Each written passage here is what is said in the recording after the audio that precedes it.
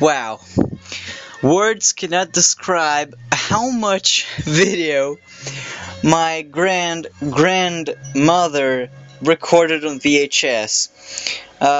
So she paid me $60 to digitalize her tapes, and she had a box uh, just stacked with VHS tapes. To be more precise, 24 of them. Some of the tapes I was actually able to digitalize. Other ones were contaminated and would not play at all. And this is the stack so far. I made almost all the tapes. You can see how high is it. I have no idea. Probably like 60 centimeters? No, 50 centimeters. And you can see that there are only 4 VHS C tapes and 5 normal VHS tapes. Now, let's see on the folder where all the video files are, how much recording time actually there is on the tape. So let's go there.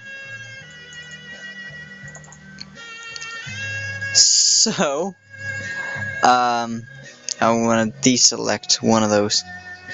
Let's see.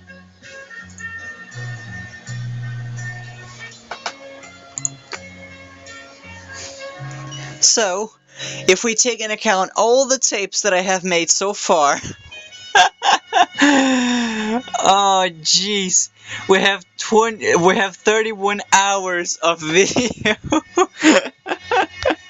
Oh gosh, and I'm making another 2-hour tape right now. So, oh Jesus, 31 hours of videotape. This is just oh, oh jeez. So she loaned me her VHS player because all her VHS tapes are recorded in PAL-M, which is pretty close related to NTSC, but it's not NTSC.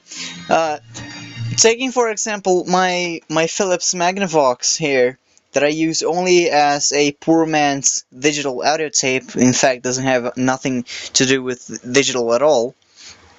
I use this one for audio only, although the whole machine is 100% functional. Sorry about the camera.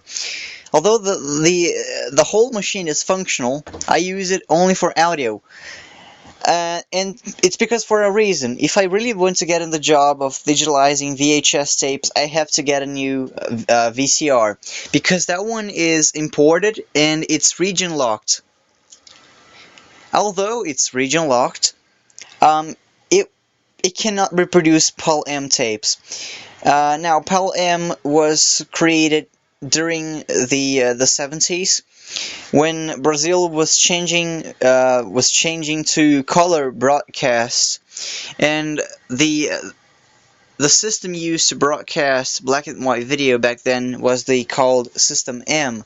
So they just used the PAL standard, modified it a little bit to match the power lines in Brazil. And then we have this mess up between NTSC and PAL, because PAL-M, the pulse of the video is 60i instead of 50i, that is on PAL-M. The resolution is the same as NTSC, 625 analog lines with around 240 displayable analog lines. But the color subcarrier is different on PAL-M. So PAL-M tapes will play on this machine, but on black and white, which is basically useless. Why would you want to watch a VHS tape recording that is on black and white if the machine, since the beginning, was able to make color video? So as you can see, I'm digitalizing some documentaries that my grandmother recorded quite a while ago. And by the way, this is a so cheap machine that even if my grandma actually gave me this machine, I would not stay with it because in the cover it says December 8th of 2002. So this is the newest machine, the newest VHS machine that I have ever seen, and it's so new that it's one of the worst machines that I have ever got. It's only good for playback, but for recording it's awful. Image quality is very noisy and very low quality, and even the full band raise head right there, right at the tip of my finger, is not working. So I picked up a tape, normal tape like this one, that had video previously recorded on it, and I tried to make a hi-fi audio only recording on it. The result, the full band erase head is not working properly, so it did not erase the old audio signal, and thus I had a contaminated hi-fi audio with like a ghost sound of the previous video recorded. So this machine, even if I earned this machine, I would simply not use it because it's so bad. So I'm only using it for playback right now because my machine there, my very good machine, will not reproduce the tapes in color, which is a bit of a shame. So yeah, very, very interesting. 31 hours of video. This is incredible. And keep in mind that I still have tapes to be done, although I have 31 hours. So let's see how many DVDs it would take to record these tapes into double-layer DVDs. Let's see. Let's open up the calculator. So each double-layer DVD has 4 hours, so I'm going to divide 31 by 4. It would need about, I would say, 8 dual-layer DVDs to hold all of these tapes. And these these dual-layer DVDs are not that cheap. I think they're like $2 each, so it would take only for recording these tapes into DVD, the $60, I would take like $20 just for buying DVDs for all these tapes. This is freaking ridiculous, man. Wow. Alright, what's up guys, my name's Andre and welcome to a new video. Now I got a few updates and you can't see my face. And it's about to rain quite badly here, but I have to record this video because I feel that I have not made a video in a while for the channel. And I think the last video that I made was about the 26 tapes that my grandmother sent me to digitalize and record on DVDs. 26 VHS tapes. So you can see the big pile of tapes here. These are 26 tapes, including the 4 VHS-C tapes right here. 26 VHS tapes, and I had to make these all into DVDs. So I took like a month to digitalize all of them. And at the end, I got 40 hours of video, or 60 gigabytes of video. And each file was like an AVC file encoded with 3 megabits. So you can see that the files, even then, even if the bitrate was pretty low, still, it took quite a few space on a hard drive. So I'm thankful that I had an external drive, an external 8 gigabyte drive, so I could store all of those files, because the computer that I use to digitalize all these tapes is gone. Unfortunately, I had to sell it because, as you can see, this is the size of the defect that I have on my screen right now. You can see how big it is. And then another one started showing just yesterday, and look how big it is already. So I went to get rid of this monitor as soon as possible. So I sold that computer that I used to digitalize the tapes for $150, and then I got more $50 from my grandmother for digitalizing the VHS tapes. And then what I'm going to do is that I'm going to buy a new monitor. I don't know if I'm going to do this today because I had to buy 26 DVDs. 26! So you can see the big pile of DVDs right there. It's like this thick. So it's a pretty big pile of DVDs, and you can see that I'm using DVD Architect Pro to encode the videos, and I am recording them onto DVDs. Some videos some DVDs, some videos I was able to fit them into a single layer DVD. But my main goal was to make, dual layer DVDs with like 4 hours of video in each one. But then I figured out that apparently dual layer DVDs are triple the cost of a single layer DVD. Instead of being twice, or I don't know, 2.5 times the price of a single layer. So each single layer DVD cost me 99 cents, and a single dual layer DVD would cost me $3. Or 2.99 cents. So what I did is that I just bought everything in single layer DVDs, and all of the DVDs that I had made, all of the projects that I made using with 4 hours of video or 2 videos in it, I'll have to remake those projects to fit them in a single DVD, on a single layer DVD. So you can see that I already recorded one. This one says that it's the marriage of my parents, and it's the marriage. How can I say that? That's the lame about not knowing everything about English. Is that simply you you have to translate things at random. So let's see. How's the name of this? Marriage. Oh, marriage feast, or yeah. Marriage feast, that's the name. So so this is the 50th yeah, that's right, marriage feast of my grandmother, and unfortunately my grandfather is already long and gone. So you can see how black the clouds are here, and it's about to rain pretty badly.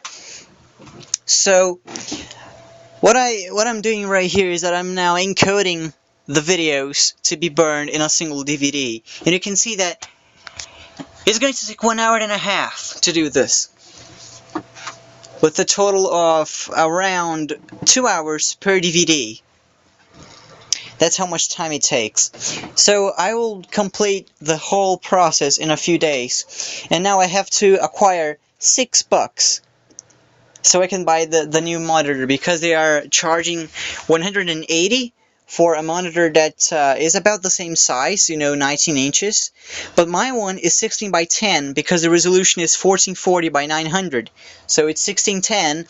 And if I try to play a 16:9 video on it, you can see how ugly it looks, because I have black bars at the top and at the bottom, and I really don't like that. You can see there's a ½ inch black bar in the top and at the bottom of the screen, and I really don't like that. So there's another problem though, because my video card only has DVI outputs, and this monitor is a DVI. So this problem is actually going to be solved by the monitor that I want to buy, because the monitor I want to buy is a 19-inch monitor. That's 1600 by 900, so it's the real native 16:9 aspect ratio, so hopefully it's going to be better. And also the monitor has VGA and DVI. This also has VGA and DVI on it. And also I got this little cute CRT TV that needs to be calibrated because it has some ugly bars on it. Well, I think it's not plugged in, but it has some ugly bars, and it has to be adjusted because I just played back on it the convergence test pattern, and it was looking very bad. So I have to adjust this tube, but I actually tried it, but no success for a few times that I actually tried to calibrate the tube twice and I was not able. So other stuff, I'm following a channel called Greenham Gaming, which is the kind of channel that I was searching around for quite a while. About, you know, old computers, you know, that kind of gaming channel that is about old computers and old stuff. Not like, I don't know, what's the newest game that was released. I have no idea because I'm not in that world. And also, my computer is not the most powerful in the world. So, I was trying to find a channel like that for quite a while, and I finally found it. So, what I did is that I sent to the channel a picture of my rig, like, from this perspective, like this. Of course, a few things were different in the shot. But, my picture actually went into the video, so I'm actually pretty proud of that. Let me see if I can find the video around here. Yes, there we go. It was released yesterday.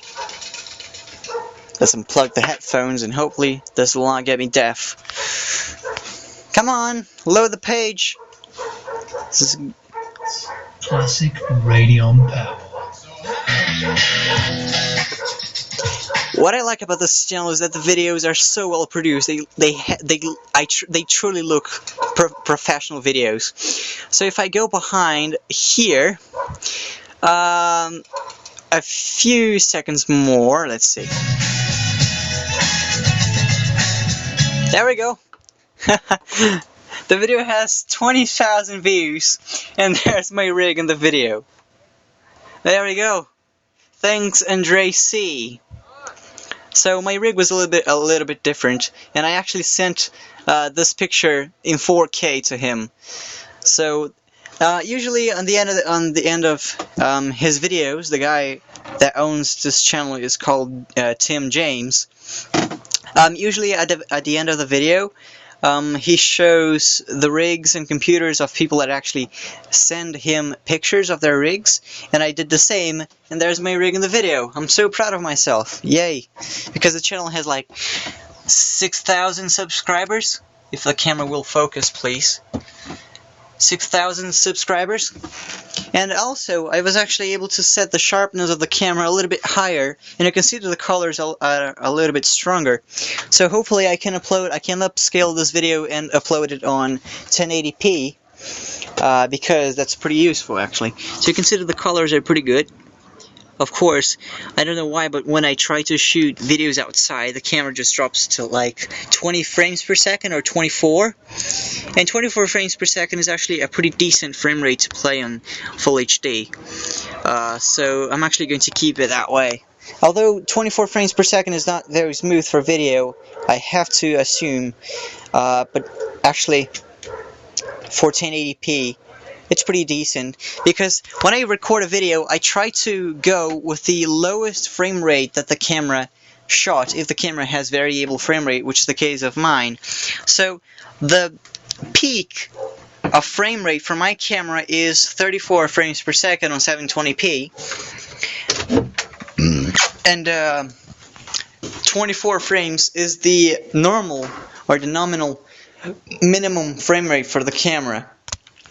And some cases the camera just go crazy and the minimum frame rate is like 9 frames per second, which is just fucking ridiculous. So yeah, this is going to take a while to encode the videos on MPEG-2, because the videos were encoded on AVC, on the MPEG-4 AVC codec. And one thing that I complain a lot about Sony Vegas Pro 13 is that the AVC plugin that they use doesn't have a whole lot of high-level encoding. So the video bitrate has to be quite high so that the video actually looks good on 1080p. And that's quite of a shame, I have to say that. So let me put the camera a little bit farther away, because I want to shoot myself with this. Like record myself with the camera, not kill myself with the camera. Okay, I think that looks better. So I think I'm gonna go in a brighter area so I can talk a little bit more. My hair is a little bit dirty as well. So I don't know if it's today or tomorrow that I'm gonna buy the new monitor. Hopefully. Because, you know, that's the real deal. I need a new screen because my current one is really bothering me. Actually, if you take a look at my older videos, it was just a small dot on the screen, and I was like, okay, I can handle that. It's just a little dot on the screen. And actually, I think I have a few source videos, you know, a few raw videos that I recorded it with my camera that actually shows the small dot.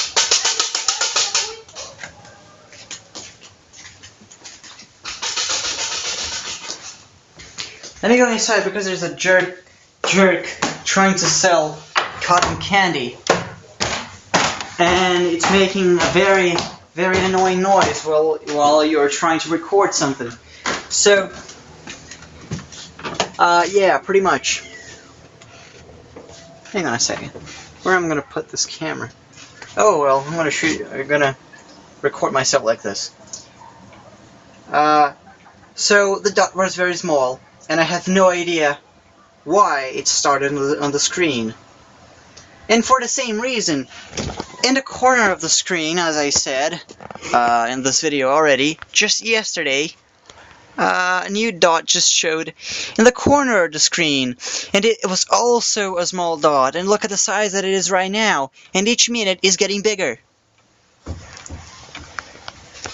So it's just about to start to rain right here, which is not good at all, which means that I'll have to wait until tomorrow to buy my new monitor, and I'm pretty excited because you know, it's been a while since I've been using this monitor, and I actually regret of getting it because I changed another monitor by it.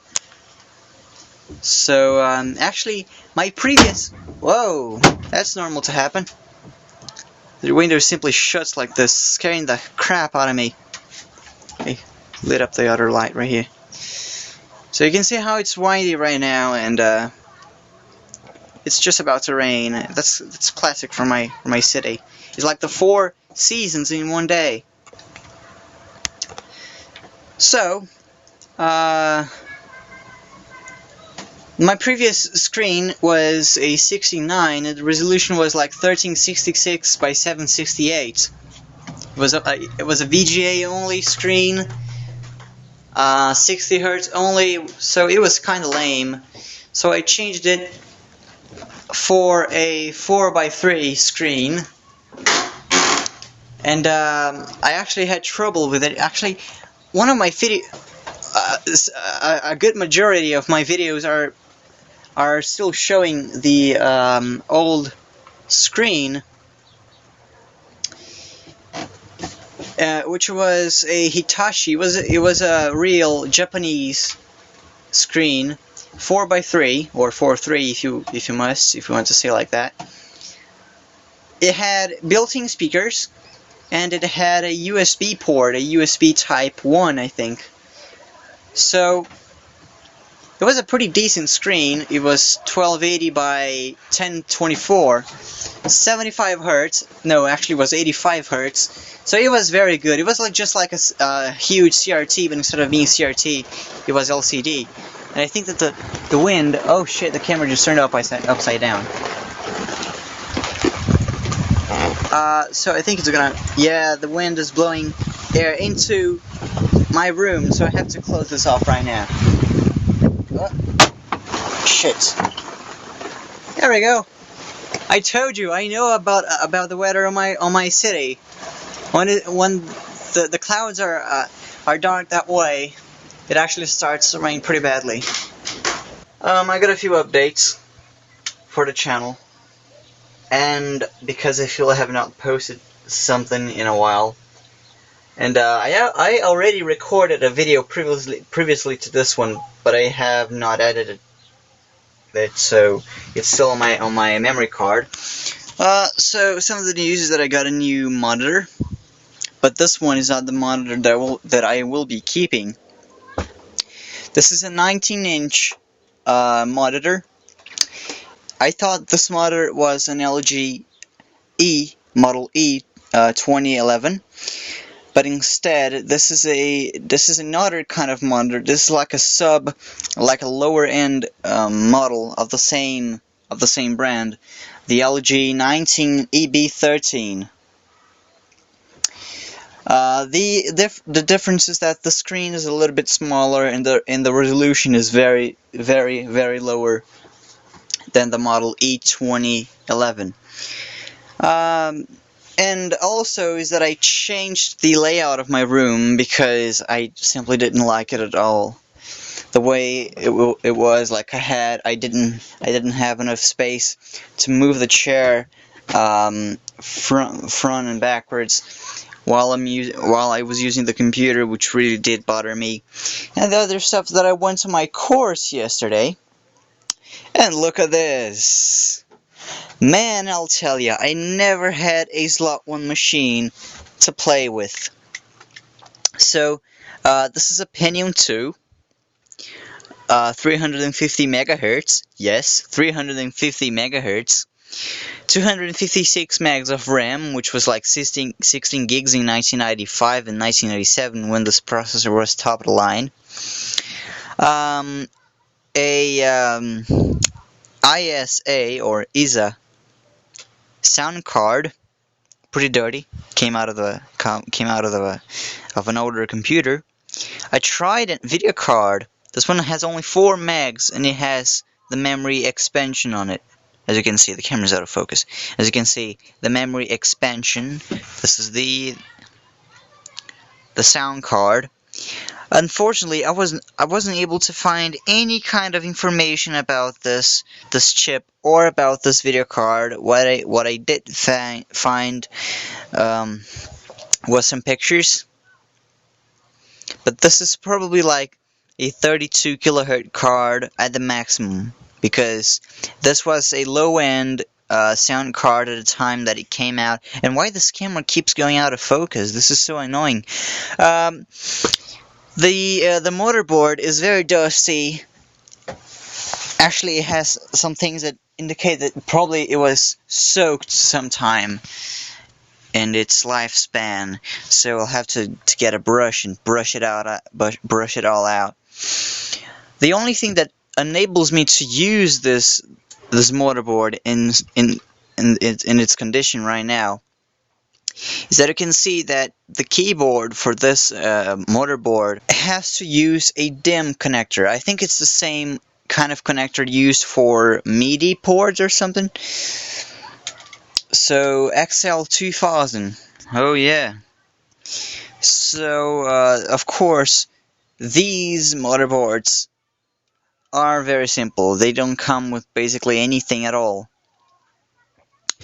What they do come with is slots for the expansion card, so you can actually use the motherboard, the slot 1, and the slots for the memories. We have 3 memory slots. I took apart another computer, and I don't remember if I actually recorded it, but I actually got another old computer, and I got this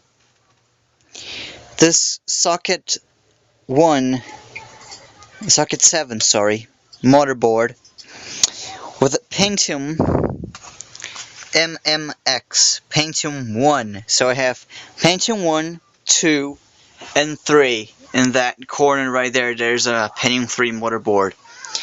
This one is working, and that one is working, but unfortunately I can't get video out of this. The video card and sound card came in the computer in which this motherboard was. The sound card was not able to test, but the video card actually did test, and it's working okay. So I know that this one is working good, gives video. I have to I just don't know why, but in this old computers, the expansion cards stay a little bit strange in the motherboard, and it's pretty difficult to make these guys fit into normal ATX case. So I'll probably be removing this metal bracket once if I try to install this motherboard into a case. And you can see it's a perfect square instead of being like a normal ATX motherboard like this one if you stand it up. And also this one actually also uses a DIMM port for the keyboard, because these motherboards don't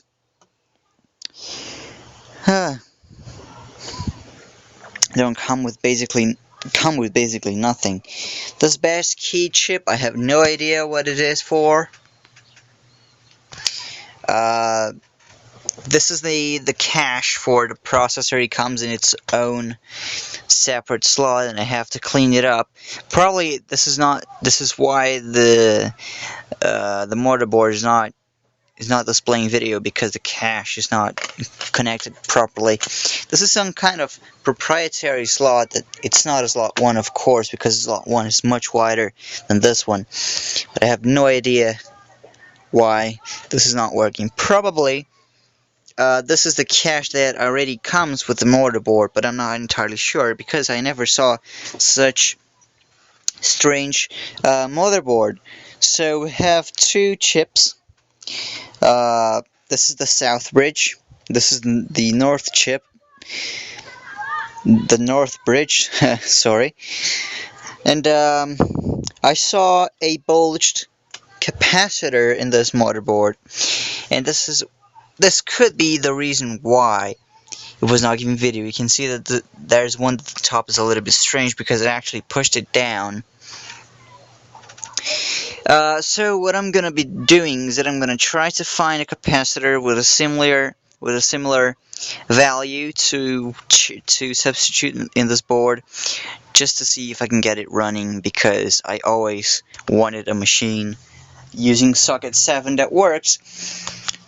But unfortunately, here where I live, it's pretty hard to find those working. It's very easy to find machines using socket 7 thrown in the trash bin, but of course they don't work.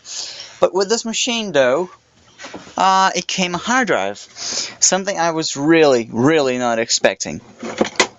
This is the hard drive, of course. I don't know how many gigabytes it is, but it's a quantum hard drive, and you can see that there's a rusty screw there, but it says Quantum Fireball EL 3.5-inch series, and it tells me nothing about its size.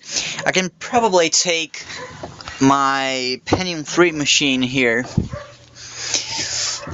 and test it out to see what's the size of it. That would probably work. So this is a more, like, I would say, normal motherboard. I don't think I actually showed you this one before. Has video on board, serial, both type. VGA has onboard video, which is very surprising. Ethernet, US Ethernet, US. No, it doesn't have Ethernet. No, yes, it does. Onboard Ethernet, USB 1.0, and PS2.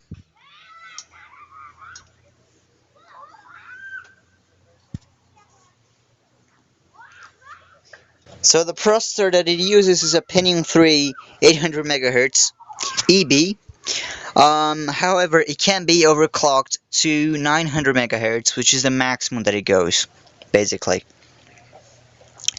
It's a Pentium 3 Coppermine on the socket 370 by Intel, of course. Actually, the socket 7 was the last socket type that both AMD and Intel processors could fit in, because AMD would not make their own sockets back then, and that was it. There's some regulating chips right here. This motherboard only uses the old type of AT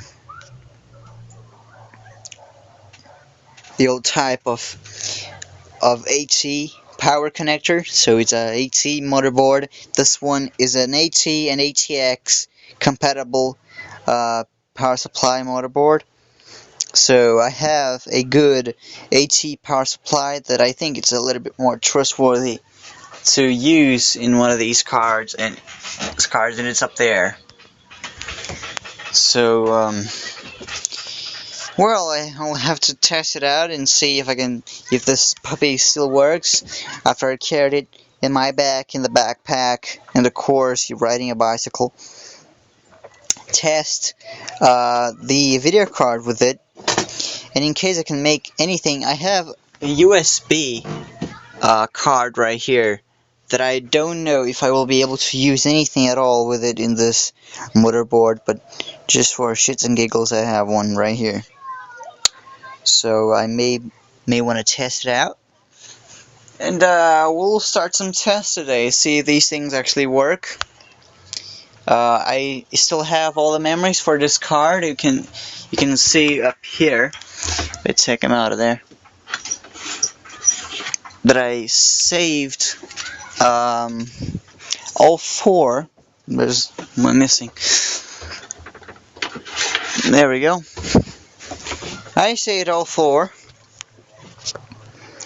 and I tested a single one. You know, I took a school eraser and cleaned the contact pins to see if the motherboard would boot up, but it doesn't. One thing though is that I saw is that this strange slot right here, VRM heater, it says in the slot. You can't see it. So I didn't try taking this processor out. Maybe the pins are like oxidated or something. It just need a little bit of a twist. But it still have the original warranty seal on it, which is pretty good. It says P166MXX. So this is something I didn't see previously. This is a 166 megahertz processor, which is pretty interesting, which means that I can install Windows 98 on this machine because the processor is pretty fast. I don't know about the memory size though, to be honest. But I have to clean these memories. I know that they are not all the same. They change a little bit from memory to memory. So you can see that it says here LG Semicon. What? This is upside down, isn't it? There we go. LG Semicon, made in Korea. This one is made in Taiwan. All the chips, these ones are Toshiba, these ones are LG, Toshiba, LG. So we have 2 LG modules and 2 Toshiba modules in this machine. I don't know how much memory each module is, and I don't know if the pins in the slots are actually oxidated, because if they are, then I have a problem. The machine will simply not turn on. So I should probably try to make this one work, but I don't know if I will be able to, because this motherboard is in very, very good shape. I've never seen a motherboard in such better shape, just if of course taking into account the blown cap. But I don't know if I will actually have a capacitor around here that I can use on it. But we'll see. And so here we are in the present day. Today is February 25th of 2016, and yesterday I finally got my new screen. So this is my new screen. Look at this beauty. 20-inch. Oh, I never had a screen so big my entire life. So this is the LG Flatron W2046. And this monitor is 1600 by 900 running at 75 Hz. Its delay is around 5 milliseconds, which is much better than the previous screen that you saw in the previous shot, which was 12 milliseconds, and I could instantly feel the difference in gaming when I switched to this one. But even then, my old screen is still there on the floor, the one with the marks on the screen. But this is my new one, and I got it for so cheap because these screens are semi-new. The only problem with them is this: defective power button. So the only way to actually turn the screen off is to pull it out of the wall socket, which is even better because then it's not going to be on standby taking power that is not necessary. But this screen is huge, dude, huge. Has a nice viewing angle. The picture is nice and crisp, very sharp, very good colors. The contrast ratio of the screen is even bigger than my previous one. The contrast ratio of this one is 30,000 to 1, and that one is 20,000 to 1. So this screen is overall much better, and the resolution is high enough so that I can upscale gameplays to 1080p, and they still look good because the upscaling is going to apply some sort of natural anti-aliasing to the picture, and then it's going to look a little bit better at the end. So finally, if Facebook doesn't messes up with the phone. Thank you guys for watching this video. Finally, I am finishing up after more than 24 minutes of video in there. Wow. So thank you guys for watching this video, and I'll see you guys in the next one.